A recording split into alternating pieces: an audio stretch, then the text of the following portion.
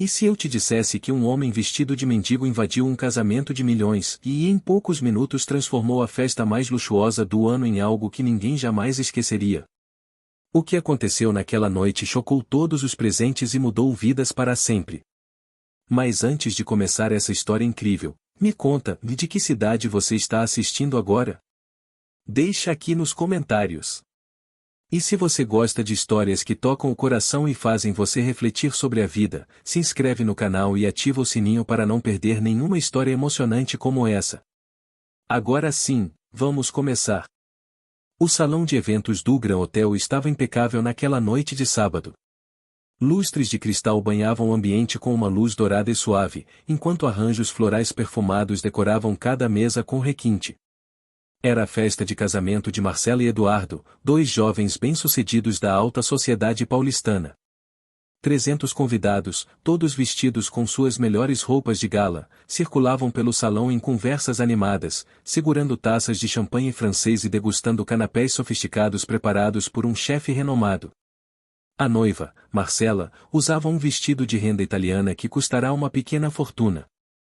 Seu cabelo estava preso em um coque elegante, adornado com pequenas pérolas que brilhavam a cada movimento. Eduardo, o noivo, trajava um smoking impecável, feito sob medida em Londres. O casal circulava entre as mesas, cumprimentando empresários, políticos, artistas e socialites. Era um evento que seria comentado por semanas nos círculos mais exclusivos da cidade. Foi então que, em meio à elegância e pompa da celebração, algo inusitado aconteceu. As pesadas portas de entrada do salão se abriram lentamente, e uma figura curvada atravessou o portal. Era um homem idoso, aparentando ter mais de 80 anos. Suas roupas eram simples e gastas, uma calça de tecido marrom desbotada, uma camisa branca amarelada pelo tempo e um casaco de tweed remendado nos cotovelos. Seus sapatos, embora limpos, eram velhos e deformados pelo uso constante. O cabelo branco e ralo estava despenteado, e sua barba por fazer dava-lhe um aspecto ainda mais desleixado. O velho caminhava com dificuldade, apoiando-se em uma bengala de madeira tosca. Suas mãos tremiam ligeiramente, e seus olhos, embora ainda brilhantes, estavam fundos em um rosto marcado por incontáveis rugas. Ele parou por um momento na entrada, observando o salão com uma expressão indecifrável, como se procurasse algo ou alguém específico. O contraste entre sua aparência humilde e o luxo ao seu redor era chocante, quase ofensivo para alguns dos presentes. Um a um, os convidados começaram a notar a presença do intruso. As conversas foram diminuindo de volume, substituídas por cochichos e olhares de desaprovação. Uma senhora de meia-idade, coberta de joias caras, levou a mão ao peito em um gesto dramático de choque. Um grupo de jovens executivos trocou olhares cúmplices e sorrisos zombeteiros. "Quem é aquele homem?", sussurrou alguém. "Como ele conseguiu entrar?", questionou outro. "Provavelmente um mendigo que se perdeu", riu discretamente uma terceira voz, provocando risos abafados ao redor. O maitre do evento, um homem de postura rígida chamado Augusto, imediatamente percebeu a situação constrangedora. Com passos rápidos e expressão severa, ele se aproximou do idoso, preparando-se para escoltá-lo educadamente para fora antes que o incidente arruinasse a festa. "Senhor, o senhor deve estar confuso", começou Augusto em voz baixa, mas firme. "Esta é uma celebração privada. Vou ter que pedir que se retire." O idoso, no entanto, não se moveu. Seus olhos continuaram vasculhando o salão, como se procurasse por alguém importante. A tensão no salão aumentava a cada segundo. Mais convidados interrompiam suas conversas para observar a cena que se desenrolava na entrada. Alguns seguravam seus telefones, prontos para registrar o que prometia ser um momento embaraçoso. Nas redes sociais, aquele tipo de situação poderia se tornar viral em minutos, um mendigo invadindo um casamento de luxo. As possibilidades de manchetes sensacionalistas já passavam pelas mentes de alguns presentes. Marcela, a noiva, finalmente notou a comoção. Seu sorriso radiante desapareceu instantaneamente, substituído por uma expressão de horror e constrangimento. Ela tocou o braço de Eduardo, chamando sua atenção para o problema. O noivo franziu a testa, claramente irritado. "Que absurdo é esse?", murmurou ele, já se movendo na direção da entrada. Como os seguranças deixaram isso acontecer? Estamos pagando uma fortuna por este evento. O pai de Marcela, um empresário poderoso chamado Roberto Almeida, também percebeu o tumulto. Homem acostumado a resolver problemas rapidamente e sem piedade, ele gesticulou discretamente para 2 seguranças postados nas laterais do salão. Os homens, ambos largos e imponentes em seus ternos pretos, começaram a se mover em direção ao intruso, prontos para removê-lo do local sem causar mais alarde do que o necessário. Enquanto isso, os comentários maldosos se multiplicavam entre os convidados. Isso é inadmissível, reclamou uma mulher de vestido azul marinho, balançando a cabeça com indignação. Em meu casamento, jamais permitiria algo assim, concordou sua acompanhante, ajustando seu colar de diamantes. Um grupo de jovens na casa dos 20 anos filmava discretamente com seus celulares, já imaginando as curtidas e comentários que receberiam ao postar aquele momento bizarro. Olhem só a cara dele, riu um deles. Parece que nunca viu champanhe na vida. Próximo ao bar, um círculo de empresários fazia piadas cada vez mais cruéis. Aposto que ele veio atraído pelo cheiro da comida, disse um deles, provocando gargalhadas. Ou talvez tenha visto as luzes e pensou que era algum abrigo, sugeriu outro. Deviam aumentar a segurança desses eventos, comentou um terceiro, mais sério. Qualquer um pode entrar e causar constrangimento. Imaginem se ele fosse perigoso. A conversa rapidamente se transformou em um debate sobre segurança, exclusividade e o problema dos sem-teto na cidade. O idoso, aparentemente alheio à hostilidade crescente ao seu redor, continuou avançando lentamente pelo salão. Cada passo seu era laborioso, sua bengala batendo no chão de mármore em um ritmo constante.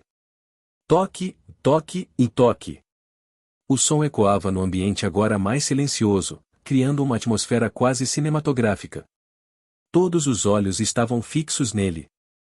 Alguns convidados se afastavam discretamente, como se a mera proximidade com aquele homem pudesse contaminá-los de alguma forma. Foi quando o idoso finalmente parou. Ele havia chegado à mesa principal, onde estavam sentados os pais dos noivos, alguns avós e os padrinhos mais importantes. Era a mesa de honra, reservada para as pessoas mais significativas na vida do casal. O velho olhou para uma cadeira vazia e, ironicamente, havia uma vaga ali, pois um dos convidados importantes havia cancelado na última hora e, com grande esforço, começou a se sentar. O gesto do idoso de sentar-se à mesa principal foi a gota d'água. Um murmúrio coletivo de indignação percorreu o salão como uma onda. Aquilo não era apenas uma invasão, era uma afronta direta aos anfitriões e aos convidados de honra. A ousadia daquele homem miserável de se colocar entre a elite, na mesa mais importante da celebração, parecia ultrapassar todos os limites do aceitável. Isso é um absurdo total, exclamou Silvana, a mãe de Marcela, levantando-se bruscamente de sua cadeira. Ela era uma mulher de aproximadamente 50 anos, conhecida por sua postura altiva e língua afiada. Seu vestido de seda bordada balançou dramaticamente com o movimento. Quem você pensa que é para sentar-se aqui? Ela praticamente gritou para o idoso, sua voz ecoando pelo salão agora quase silencioso. Esta mesa é para família e convidados especiais. Saia imediatamente. Os 2 seguranças finalmente chegaram ao local. Senhor, o senhor precisa vir conosco, disse um deles, já estendendo a mão para segurar o braço do velho. O idoso, no entanto, permaneceu imóvel, suas mãos trêmulas apoiadas sobre a bengala. Ele respirava com dificuldade, como se o esforço de atravessar o salão tivesse esgotado suas últimas forças. Seus olhos percorreram lentamente os rostos ao redor da mesa, estudando cada pessoa com uma intensidade perturbadora. Eduardo, o noivo, chegou à mesa com passos furiosos. Seu rosto, normalmente sereno e controlado, estava vermelho de raiva. Isso já passou dos limites, ele exclamou. Seguranças, removam este homem imediatamente. Não me importa se precisam carregá-lo. Ele está arruinando nosso casamento. A voz dele estava carregada de indignação e desprezo. Para Eduardo, aquele momento deveria ser perfeito, um reflexo de seu sucesso e status social. A presença daquele mendigo era uma mancha inaceitável em sua celebração impecável. Marcela chegou logo atrás do noivo, lágrimas de frustração brilhando em seus olhos cuidadosamente maquiados. Por favor, tirem ele daqui, ela implorou, sua voz quebrando. Isso está arruinando tudo. Tudo. Ela havia planejado aquele casamento por mais de um ano, escolhendo cada detalhe com meticuloso cuidado. Tinha sonhado com este dia desde criança. E agora, um estranho sujo e maltrapilho estava transformando sua celebração de sonho em um pesadelo. Roberto Almeida, o pai da noiva, aproximou-se com expressão gélida. Era um homem acostumado a ser obedecido instantaneamente, cuja fortuna havia sido construída através de decisões duras e impiedosas no mundo dos negócios. Quem deixou este homem entrar? Ele questionou, sua voz baixa mas carregada de ameaça.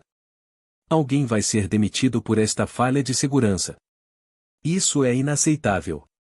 Ele olhou diretamente para o idoso. Você tem 5 segundos para levantar e sair por conta própria, ou será removido à força. Escolha sabiamente. Os convidados ao redor da mesa se afastaram ainda mais, alguns se levantando de suas cadeiras. A avó paterna de Eduardo, uma senhora de 90 anos, apertou a bolsa contra o peito, claramente assustada. Ele pode ser perigoso, ela sussurrou para sua enfermeira particular. Esses tipos de pessoas às vezes são violentos. Um dos padrinhos, um advogado bem-sucedido, já estava ao telefone, aparentemente ligando para a polícia. Sim, precisamos de apoio no Grand Hotel. Temos uma situação de invasão de propriedade, ele dizia em voz baixa. A situação havia escalado rapidamente de constrangedora para completamente hostil. O idoso estava agora completamente cercado por seguranças, convidados furiosos e os próprios noivos. As câmeras dos celulares continuavam registrando tudo. Nas mesas ao redor, alguns convidados faziam apostas sobre como aquilo terminaria. Aposto que ele vai sair chorando, disse alguém. Ou talvez desmaiará. Parece bem frágil, sugeriu outro. A crueldade nas vozes era evidente. Foi naquele momento de máxima tensão, quando os seguranças estavam prestes a literalmente arrastar o idoso para fora do salão, que algo extraordinário aconteceu. O velho levantou lentamente uma de suas mãos trêmulas, e com um gesto surpreendentemente firme, sinalizou para que todos parassem. Havia algo em seu movimento, uma autoridade silenciosa que não combinava com sua aparência frágil, que fez as pessoas hesitarem por um instante. Esperem, a voz do idoso saiu rouca, mas clara o suficiente para ser ouvida por todos ao redor. Era uma voz que carregava o peso de muitos anos, mas também uma certa força que surpreendeu os presentes. Eu tenho algo a dizer. Apenas 1 minuto do seu tempo. Depois, se quiserem, eu saio por conta própria. Ele tossiu, levando a mão ao peito, e vários convidados trocaram olhares desconfortáveis. Alguns pareciam genuinamente preocupados que o homem pudesse ter um ataque cardíaco ali mesmo. Eduardo estava prestes a protestar, mas seu pai, Henrique, um homem geralmente mais ponderado, colocou a mão no ombro do filho. 1 minuto, ele disse calmamente. Vamos dar 1 minuto a ele. Se for apenas mais loucura de um velho confuso, então o removemos. Mas vamos ouvir. Havia algo na voz do Sr. Henrique, uma curiosidade ou talvez um pressentimento, que fez Eduardo recuar, embora relutantemente. O idoso assentiu em agradecimento, respirou fundo e começou a falar, sua voz ganhando um pouco mais de força a cada palavra. Meu nome é Antônio Silva. Para a maioria de vocês, esse nome não significa nada. Eu sou apenas um velho pobre mal vestido que invadiu uma festa elegante. Mas para algumas pessoas neste salão, eu já fui alguém muito importante. Alguém que vocês conheceram em circunstâncias muito diferentes. Um silêncio absoluto tomou conta do ambiente. Era como se todos estivessem prendendo a respiração, aguardando o que viria a seguir. Alguns convidados franziram a testa, tentando se lembrar se conheciam aquele rosto de algum lugar. Outros permaneceram céticos, esperando apenas que aquele circo terminasse logo. Marcela limpou as lágrimas dos olhos, confusa com a guinada dos acontecimentos. Antônio continuou, seus olhos agora fixos diretamente em Roberto Almeida, o pai da noiva. Senhor Almeida, o senhor se lembra de mim? Claro que não, né? Fazem 35 anos desde que nos conhecemos. O senhor era apenas um jovem de 20 e poucos anos, falido, desesperado, prestes a perder tudo. Sua primeira empresa havia acabado de ir à falência. Suas dívidas eram astronômicas. Nenhum banco queria lhe emprestar um único centavo. Sua família havia virado as costas para você. O rosto de Roberto empalideceu visivelmente. Suas mãos, que estavam cruzadas sobre o peito em uma postura de autoridade, lentamente desceram para os lados. Sua boca se abriu ligeiramente, mas nenhuma palavra saiu. Os olhos dele fixaram-se no rosto do idoso, estudando cada ruga, cada traço, como se tentasse enxergar através das décadas que os separavam de um encontro passado. Você veio ao meu escritório, Antônio prosseguiu, sua voz agora mais firme, carregada de emoção contida.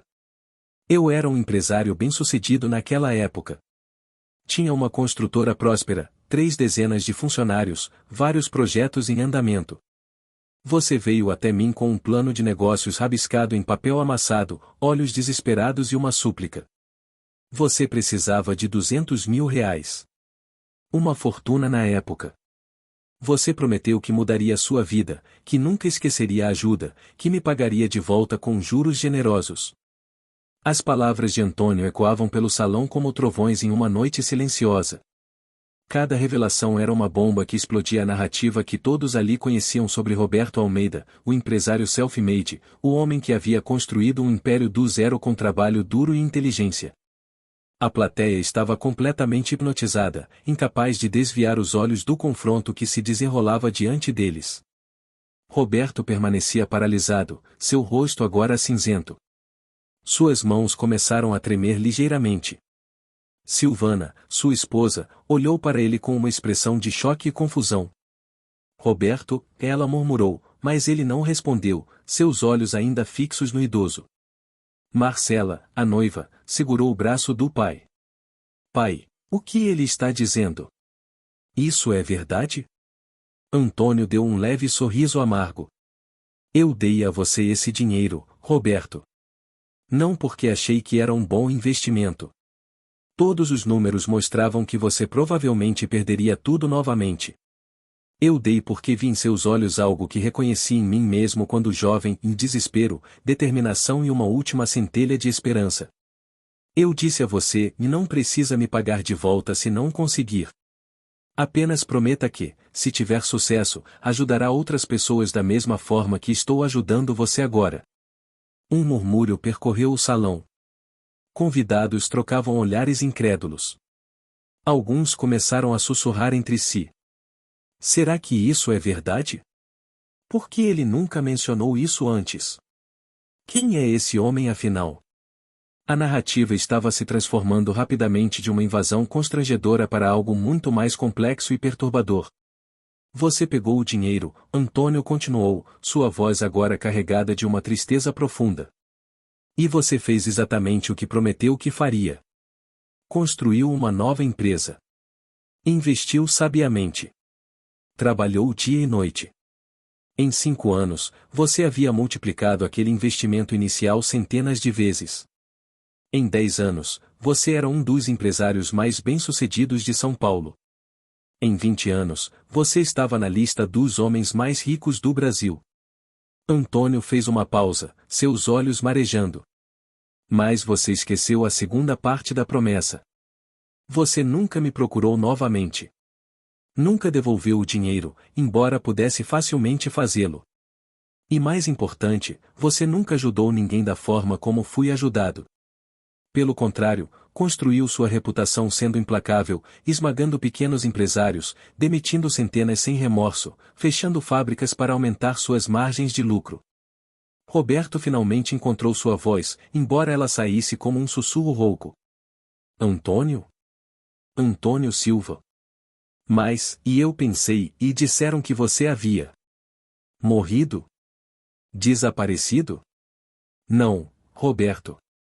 Eu apenas perdi tudo. A voz de Antônio tremeu. 5 anos depois de te ajudar, minha construtora entrou em colapso. A crise econômica foi brutal. Eu tinha investido pesadamente em projetos que nunca foram concluídos. Perdi tudo, de minha empresa, minha casa, minhas economias. Minha esposa me deixou, levando nossos 2 filhos. Tentei recomeçar, mas era tarde demais. Eu estava velho demais, cansado demais, e o mercado havia mudado. As lágrimas agora corriam livremente pelo rosto enrugado de Antônio. Eu me tornei exatamente isso que vocês veem, um velho pobre, vivendo de bicos, dependendo da caridade alheia. E sabe o que é mais doloroso? Eu te procurei, Roberto. Há 15 anos, quando as coisas ficaram realmente desesperadoras. Fui ao seu escritório, mas seus seguranças me expulsaram sem nem deixar que eu falasse com você.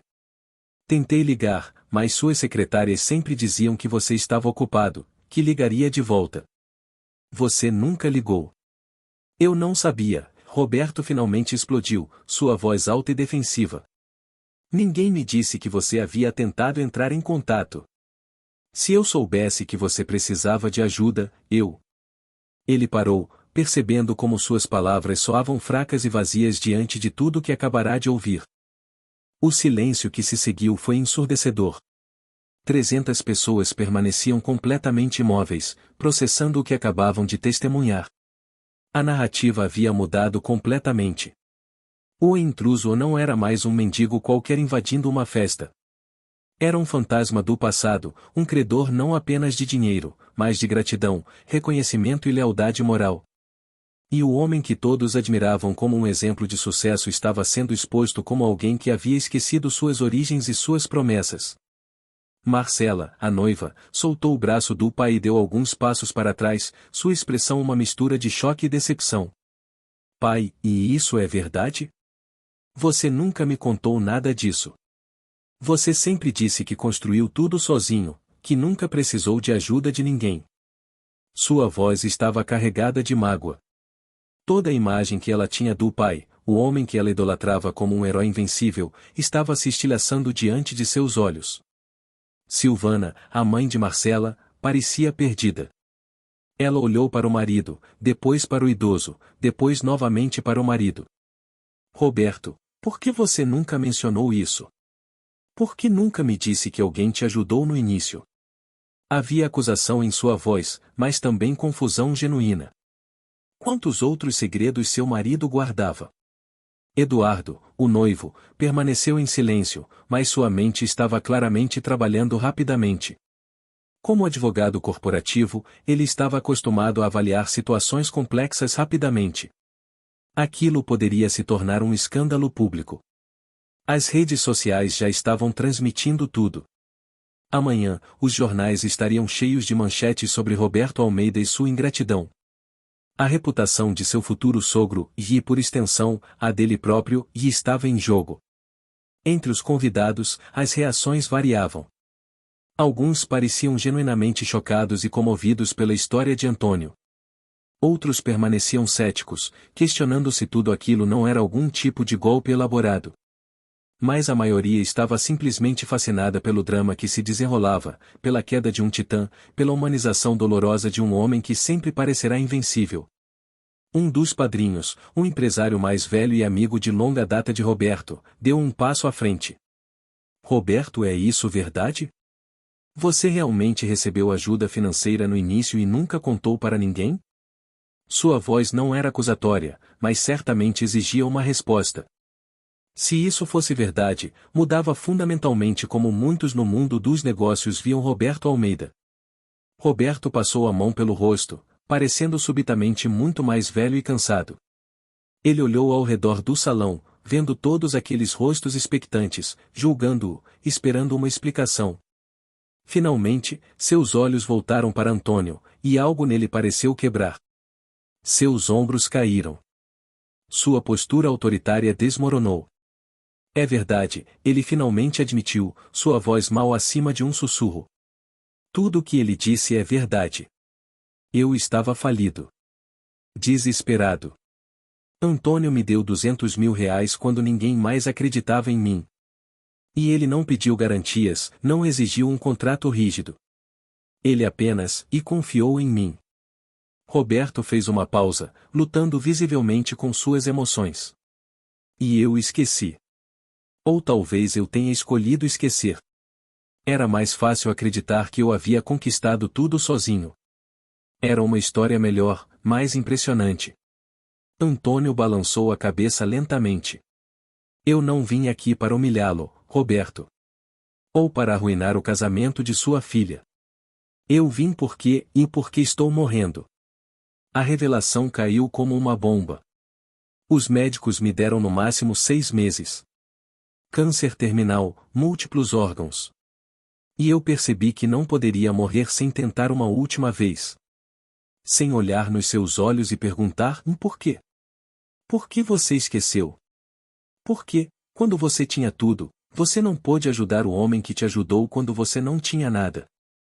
As palavras de Antônio sobre sua doença terminal trouxeram uma nova camada de emoção à situação já carregada.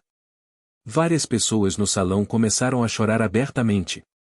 Mesmo aqueles que minutos antes riam cruelmente do intruso agora sentiam o peso da tragédia humana se desenrolando diante deles. Este não era apenas um homem velho e pobre. Era um homem moribundo fazendo um último apelo por justiça, reconhecimento ou talvez apenas por uma explicação. Marcela cobriu o rosto com as mãos, soluçando. Seu dia perfeito havia se transformado em algo completamente diferente e talvez não arruinado, mas certamente transformado em algo muito mais profundo e significativo do que uma simples celebração de luxo. Eduardo a abraçou, mas seus olhos permaneciam fixos no sogro, aguardando para ver como ele reagiria.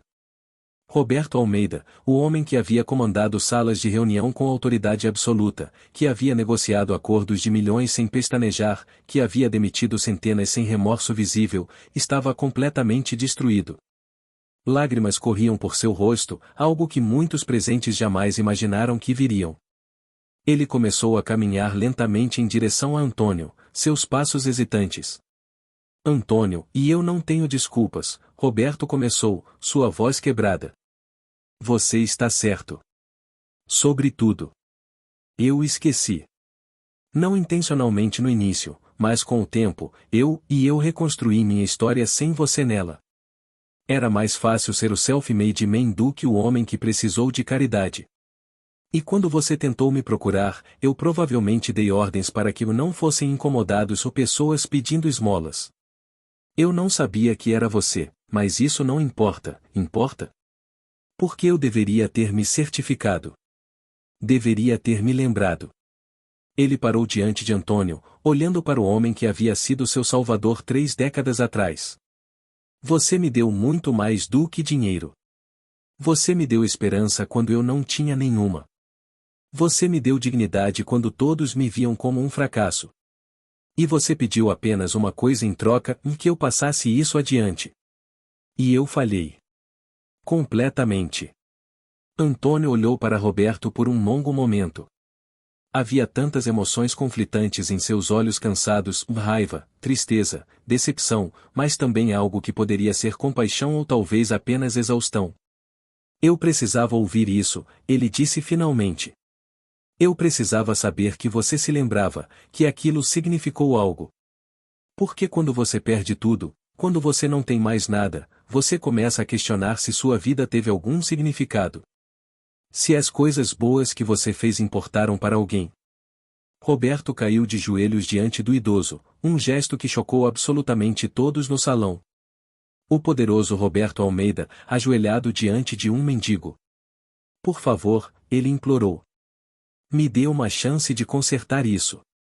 Uma chance de cumprir a promessa que fiz há tanto tempo. Deixe-me te ajudar agora. Cuidados médicos, os melhores médicos do país, do mundo. Um lugar digno para viver.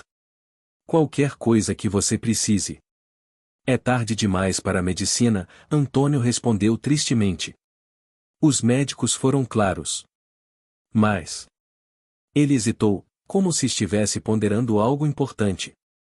Mas você pode fazer algo por mim. Algo que seria mais valioso do que qualquer tratamento médico. Qualquer coisa, Roberto respondeu imediatamente. Diga e eu faço. Antônio respirou fundo.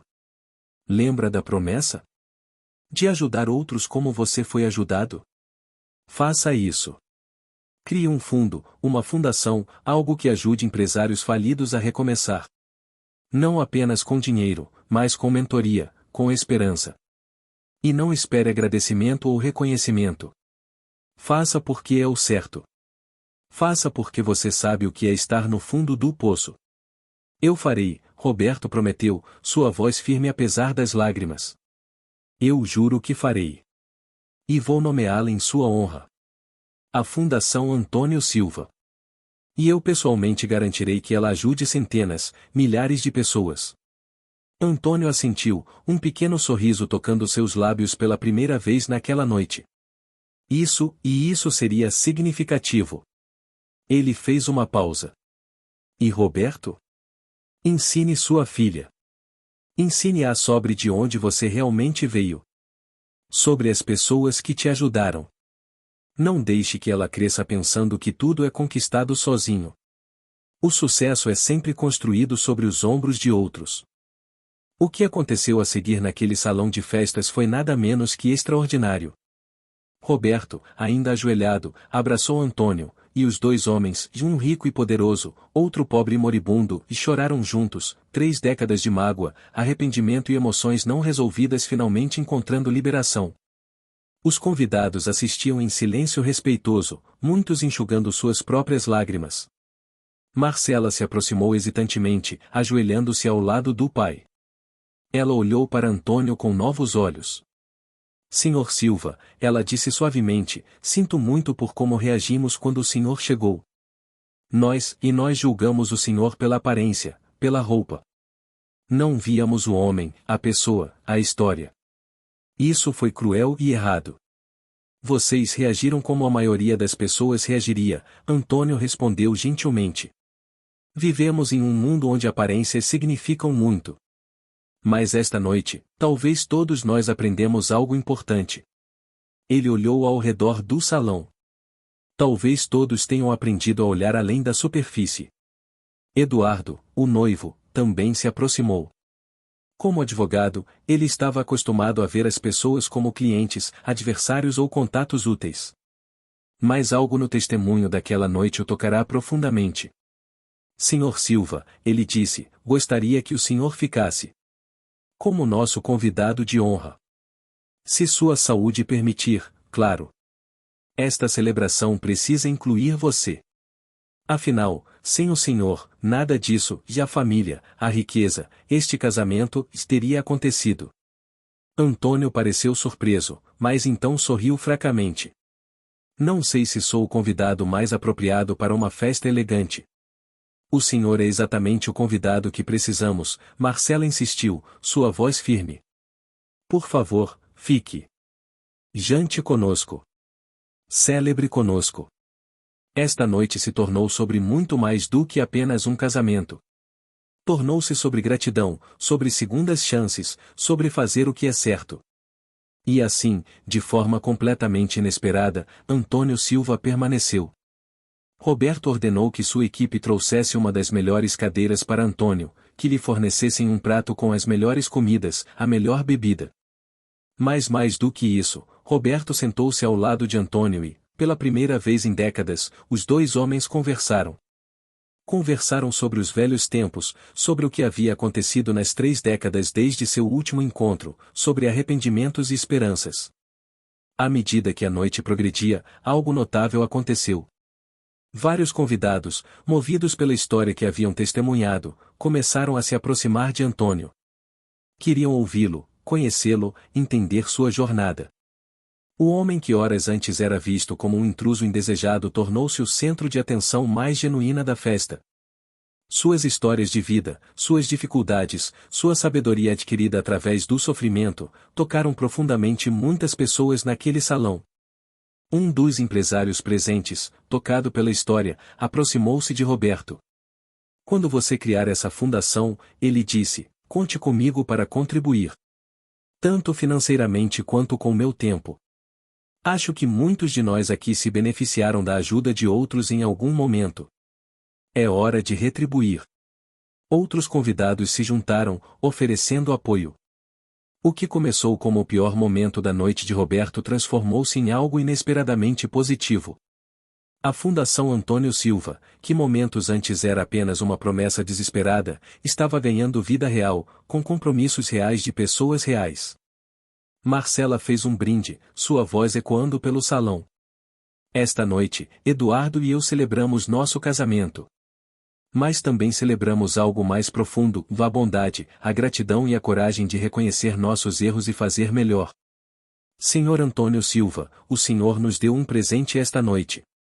O Senhor nos lembrou do que realmente importa. Obrigada.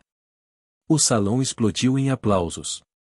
Antônio, visivelmente emocionado e exausto, acenou timidamente. Roberto segurou sua mão, apertando-a com firmeza. Obrigado, ele sussurrou. Por não desistir de mim. Por vir aqui esta noite. Por me dar uma chance de ser o homem que prometi ser há tanto tempo. Nos meses que se seguiram, Roberto Almeida transformou suas palavras em ações. A Fundação Antônio Silva foi estabelecida com um capital inicial de R$ 20 milhões. Ela não apenas fornecia capital para empresários em dificuldade, mas também mentoria, treinamento e uma rede de apoio. Roberto pessoalmente entrevistava candidatos, querendo garantir que cada pessoa recebesse não apenas dinheiro, mas também a esperança e dignidade que ele havia recebido décadas atrás. Antônio Silva viveu apenas mais 4 meses após aquela noite memorável. Mas foram 4 meses dignos, confortáveis, cercado por cuidados e, mais importante, sabendo que sua vida havia feito diferença. Que a bondade que ele havia mostrado a um jovem desesperado décadas atrás não havia sido esquecida, apenas temporariamente perdida. E que, antes de partir, ele havia plantado sementes que ajudariam centenas, talvez milhares de pessoas nos anos vindouros. Seu funeral foi realizado no mesmo salão onde o casamento havia acontecido. Foi uma cerimônia simples, mas profundamente significativa, repleta de empresários que haviam sido ajudados pela Fundação em seus primeiros meses de operação, todos ali para honrar o homem que, mesmo na pobreza e doença, havia encontrado forças para fazer uma última diferença no mundo. E Marcela e Eduardo? Eles nunca esqueceram as lições daquela noite.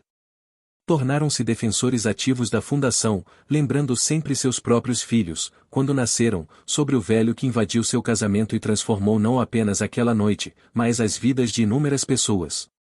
A história de Antônio Silva tornou-se lendária em sua família, um lembrete constante de que aparências enganam, que gratidão importa, e que nunca é tarde demais para fazer o certo. Todos riram quando o idoso sentou na mesa dos convidados.